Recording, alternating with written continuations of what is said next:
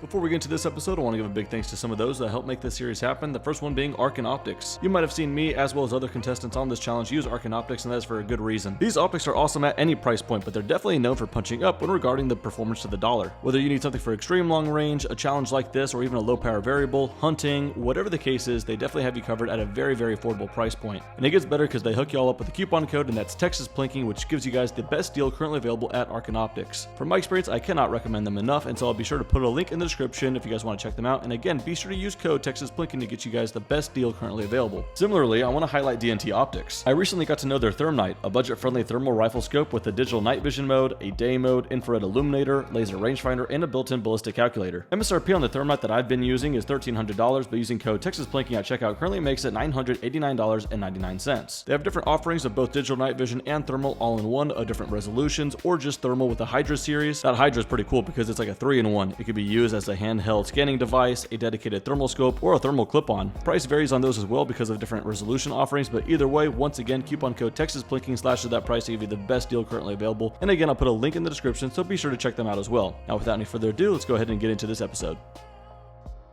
Hey, I'm Brandon, and this is the Texas Plinking 1 MOA at 1,000 yards challenge, a monthly series where I let 5 viewers of the channel come on out and see what they could do. The way it works is each shooter is going to have up to 10 shots. Right away, they're going to start off with a 10-inch target. Now, that target is worth 10 points if they hit it on the first round, and it goes down 1 point for every shot following. Now, whether the shooter hit it on the second or the 9th round, they could spend their remaining rounds all on the 5-inch target, which is worth double the points. For example, the second overall shot in the first attempt at the 5-inch can be worth up to 20 points, with it being worth 2 points less per shot. Once they hit the 5-inch target, the challenge is done, and for every round they didn't use of the 10 total is an additional point. That being said, 38 points is the maximum. The way you do that, hit the 10-inch on the first shot, second shot is the immediate hit on the 5-inch, and then you got 8 shots you didn't use. That's 38 points. If that doesn't make sense, I say we just get shooting and you'll figure it out. In any case, we're still giving away the challenge coins. A gold coin for a first cold bore shot, a silver coin for impacts between shots 2 and 5, and a bronze coin if you get an impact on the 10-inch target between shots 6 and 10. A new addition to this challenge is whoever scores the most points per episode can compete in another challenge, and that one is all about group size. If that shooter can print a 10-shot group at 1,000 yards within 10 inches, they get a brand new challenge coin. I would show you what they look like, but they're on the way, and the first 3 people to complete that challenge gets $1,000. That video goes live on the second Sunday of every month, so be on the lookout.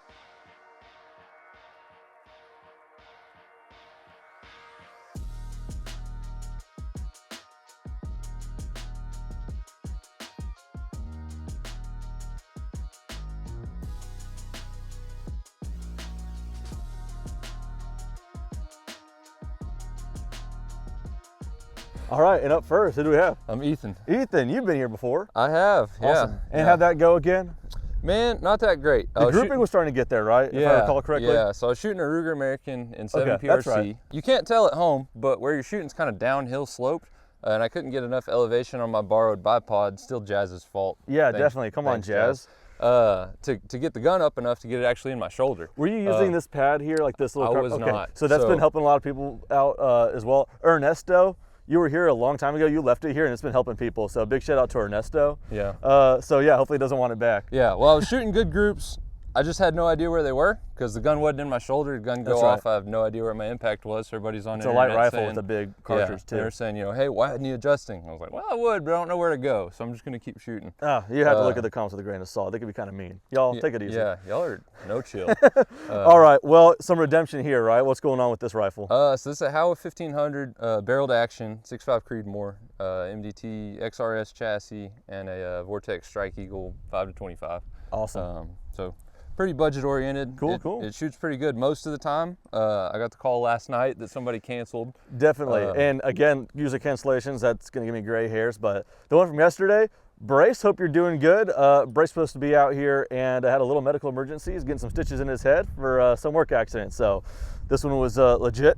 So hope he's doing all good. But you did jump on it within like 16 hours notice. Yeah. So that's awesome. So we have an excuse. Yeah. We last minute scrambled to the range last night. I was like, I got utmost confidence in this gun.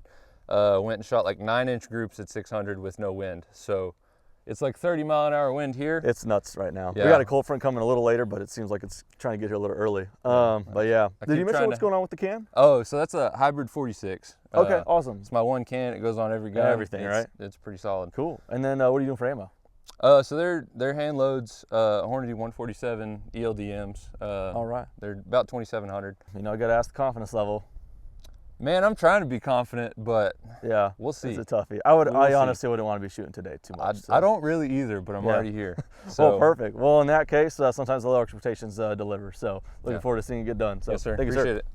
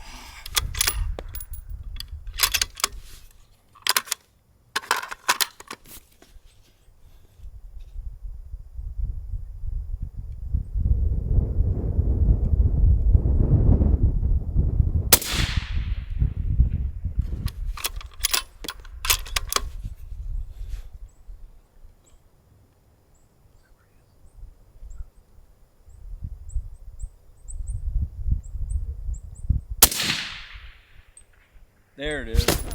Let's go. Nice, man. All right, what is that? Shot on 9? 9? That was 10, wasn't it? No, that was 9. You're gonna have one attempt at a half MOA. So you're at Oh, I can't count. 2 points. I was so scared. I thought that was shot 10. I was like, oh my gosh. No, now look, you got a bonus one. So you're at, okay, so 9, you got one attempt at half MOA. All right. Nice shot, man. Crush it. Heck yeah. Whew. What win, dude? All right, there's 3 of them. It's white and orange and orange. Which one do you want to go for? Anyone calling your name? Let's see. I'm gonna go orange on the right, I think. All the way to the right? Yeah. Got it. Ready when you are.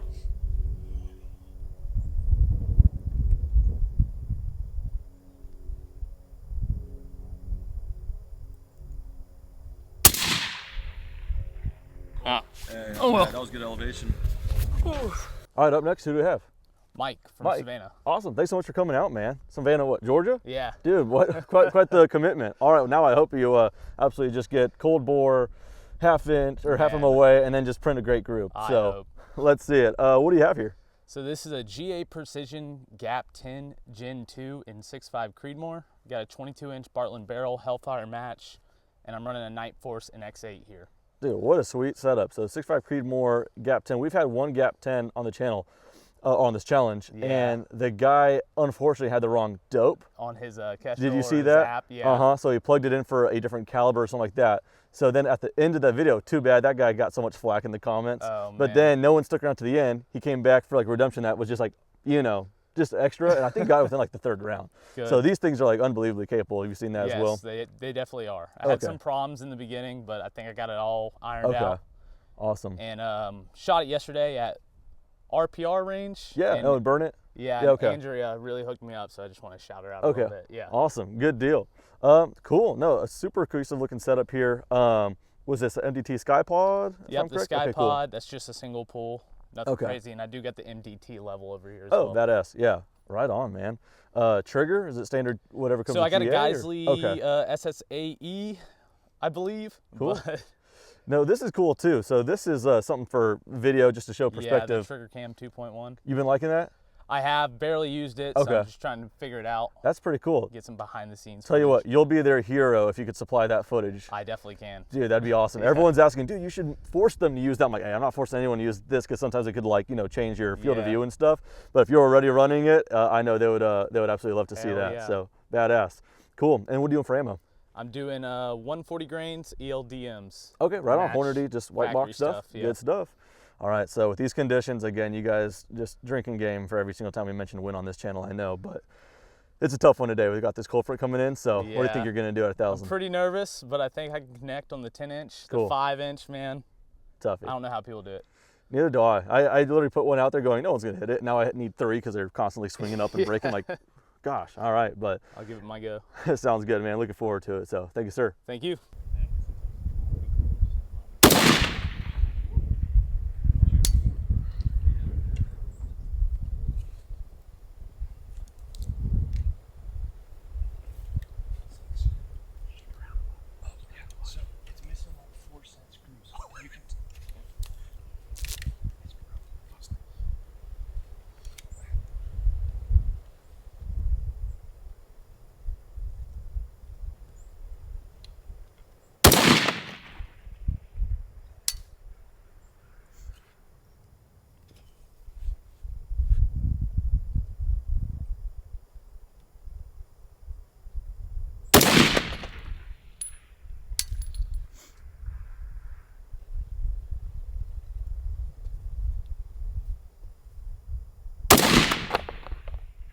Nice, dude.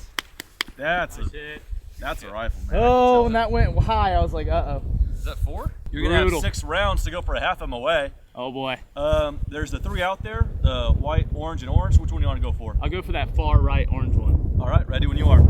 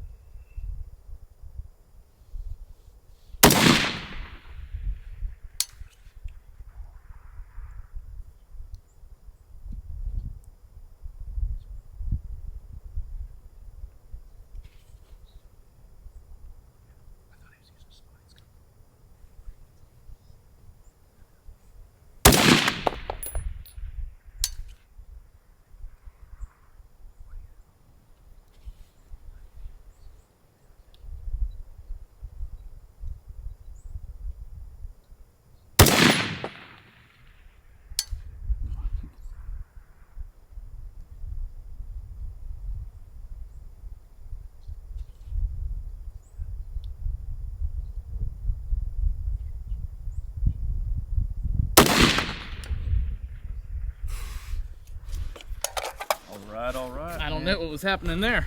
All right, up next, who do we have? Dan Wagner, man. Dan, thanks so much Yeah, for coming out, man. We've got absolutely. another gasser, so excited to see it. What do Yeah. you have here? Another gasser. So it's I'm trying out a new, kind of a new setup. I've never used a 6 arc before. I had a 6.5 Grendel, and I really liked that that caliber back in the day. And the 6 arc has been awesome. I've had this rifle for about a year now, and also the scope. I've never had Arcin optics or anything like that, and then I remember you posted something. I was like, hey, I'll pick one up. I was like, maybe I'll bring it down and come shoot with it on the gun. This is EP5. I love this scope. Yeah. So much value. It shoots really, really well, tracks really well. And I even picked up the EP8. Been super happy with that. Oh yeah, that little 1 to 8. So yeah, so this has been an awesome scope. Cool. I've got American Defense mount. So this is a Brenton rifle. So this is kind of a rifle set for hunting. It's this company out of Michigan, and it is a fantastic little rifle out of the box. It's set up for they guarantee 1 MOA or better. And so this thing has shot incredible. I've got about 1,000 rounds through it now. So something they do a few things to make these guns run reliable. They want a good hunting rifle. And so they'll use like an M16 feed ramp versus an M4 because it's more, it just kind of launches straight in there, right? They went to an M4 feed ramp and these just slow down the cyclic rate, right? Yeah. It's more reliable with the M16 feed ramp. And then also their mags, the followers are specifically designed for it's their mags? Yeah, very good reliable feeding. Cool. So gun's been great. I've had it out to 1,100 yards. Nice. I wanted this thing to be heavy. It's kind of a bench gun. Sure. The suppressor's huge for 6 arc. That's if awesome. you notice that. Yeah. It is a 338 Yankee Hill suppressor, so it's 2.5 pounds. When you're shooting this thing, it is just so gentle and nice to shoot on the bench. Yeah, that's awesome. It's got the Atlas bipod. I've got the one that's got a little bit wider setup on it, and it's been a great rifle. I'm hoping to make an impact today. We got a little bit of wind today, so the 6 arc's great at a lot of things. It's not great with the wind. So yeah, and what is that round going out there? What ammo? Yeah, so I'm just using the stock black box from Horn today, so the 105 grain. 105? Yeah, cool. The hand loads are definitely a little bit better, but it's performing really well with that. I had some time with the CMMG Endeavor in 6 arc, like right when that cartridge was released, and I think I stretched it up to 1,100, and I was pretty impressed. And they're just like black box as well. Yeah. But yeah, whenever I had 6 arcs and people are shooting 105 or 108, I always say that's light. Not in the realm of 6 arc, but just in the challenge. We were used to seeing between 140 to 230 grain stuff, so it's a light grain bullet relative to everything else going out there. So especially with this wind, we'll give it some some grace, but hopefully it just gets it done. I've seen it happen, so looking forward to it. Thank you, sir. Awesome. Thank you.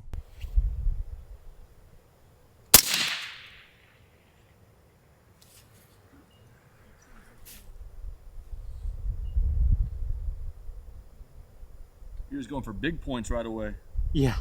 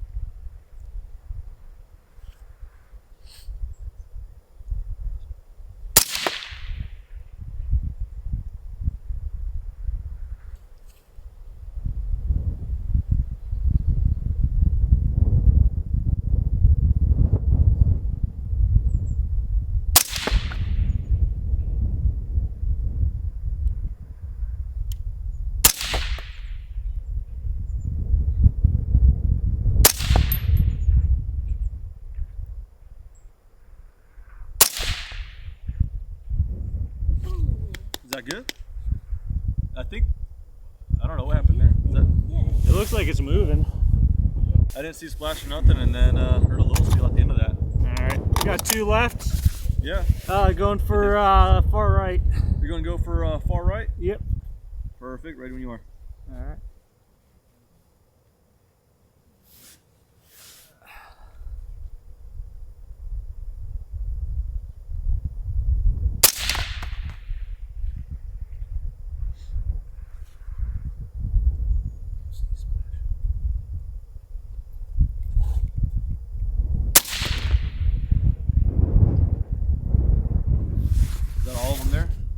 That's it. All right, up next, who do we have?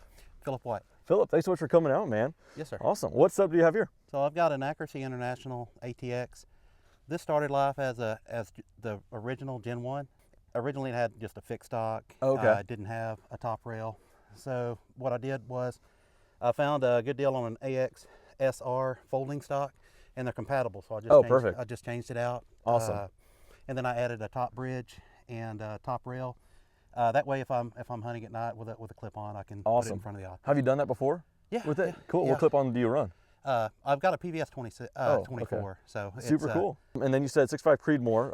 It's a vanilla caliber. Cool. It's a factory 6.5 barrel. I'm sure I'll Good deal. change it out eventually. You know, when I shoot it out. Cool. So yeah. Do you say what you're doing as far as suppression? it is an old school titanium tiger shark suppressor. So okay, I haven't heard of that. It was my very first suppressor I bought. I bought it like in 2005. So I was thinking about it. It's 20 years ago. I've been shooting that can. Back before they were in style. That was like early, you had to early beg adapter. the sheriff for a signature. It was a nightmare. Oh my gosh, I could imagine. I've got a bunch of suppressors now. The last one I had was approved in less than 36 hours. So it's no crazy. kidding. So, but my last one was about like 3 days, so I'll take that too. Yeah. This one, it works really well on the bolt gun, and it's just kind of like it's been with me since the beginning. That's awesome. So I just love it. Direct thread. Yeah, direct thread. Good deal. It works really well. Cool. Past that, I do shoot PRS when I can, so I added weight to it. Oh, cool. The optic, I'm still kind of old school. There's so many good options now. There really wasn't 20 years ago. Oh yeah. And gold standard was Schmidt Bender then. For sure. I've just kind of stuck with them. Yeah, this absolutely. is a little more modern Schmidt Bender, but it's still the 525 56 in a spur mount. It's rock solid. I mean, it works for me. There's less expensive options now that'll do the same thing. It's just something I've stuck with. No, and no reason not to as well. That's the one brand that I wanted to dive into. It's just I got to save up in the piggy bank before I dive into it. But every single time I look through a Schmidt & Bender, I'm like, oh, there's like this new perspective of clarity. You know, they're bomb proof and they're pretty awesome from what I take. They're nice, yeah, for sure. Yeah, but I bet. And then what are you doing for ammo? I think other folks are shooting it today too. Nothing spectacular. They're hand loads. Okay. 147 grain ELDMs. Perfect. They just get the job done. Yeah. And they're affordable to shoot, so I just shoot them. Good deal. So. All right, with these conditions and everything, how's it gonna go? I don't know. So the wind is fickle today. Oh yeah. I've seen a lot of good shooters come in here with a lot of high confidence, and then just really get on a struggle bus with the wind, and next thing you know, they've got 10 rounds down, and they've missed the 1 MOA. So I'm going to do the best I can at this moment in time with the equipment I have. So perfect. Awesome. That is what it is. That deserves a gold coin in itself. Perfect. Awesome. Yeah. Philip, good luck to you, sir.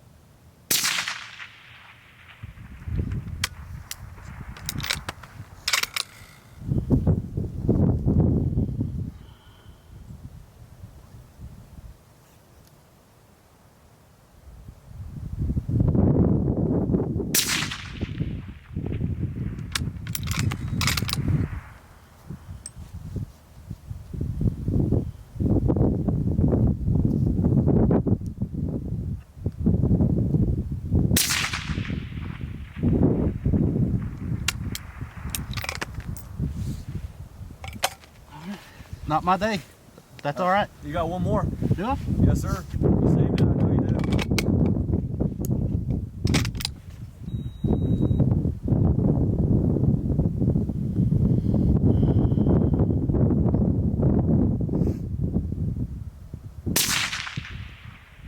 Oh my gosh, not like that. All right, and lastly, who do we have? Ben. Ben, thanks so much for coming out. All right, looks like a capable setup, man. So what's going on here?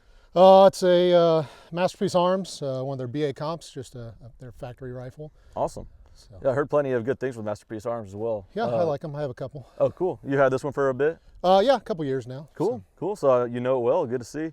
This one's 6.5 Creedmoor. 6.5, yes. Cool. Curtis custom action. I've had one of those. Those are really, really good and slick too. Yeah, so I think Masterpiece uses these a lot for their guns. What's the barrel length on this? It's a 26-inch barrel. What we're doing for optic? It's Leopold Mark V HD, so the 5 to 25. 5 to 25, good deal. Just another bomb-proof optic for the most part. Leopold, just Mark 4, Mark 5 series have always been awesome. What are we doing for ammo?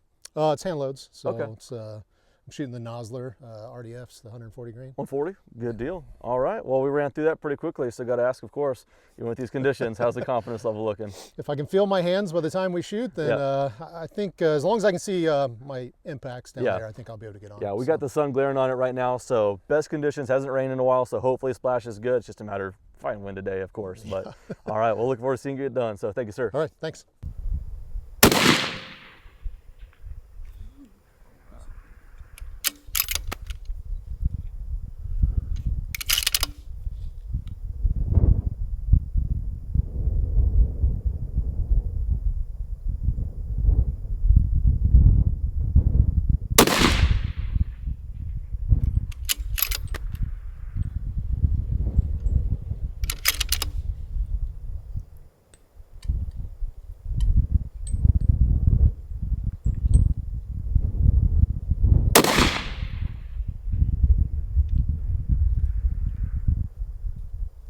Lovely. I didn't see that one.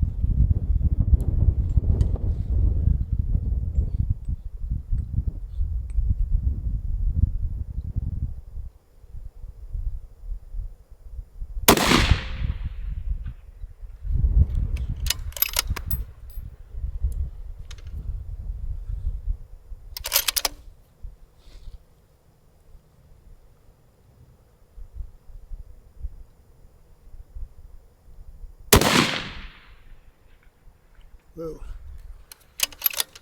Big change.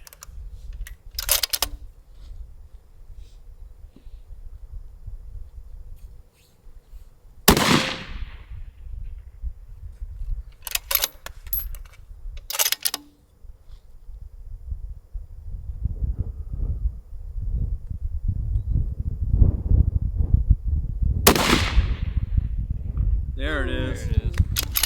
Nice. Last round.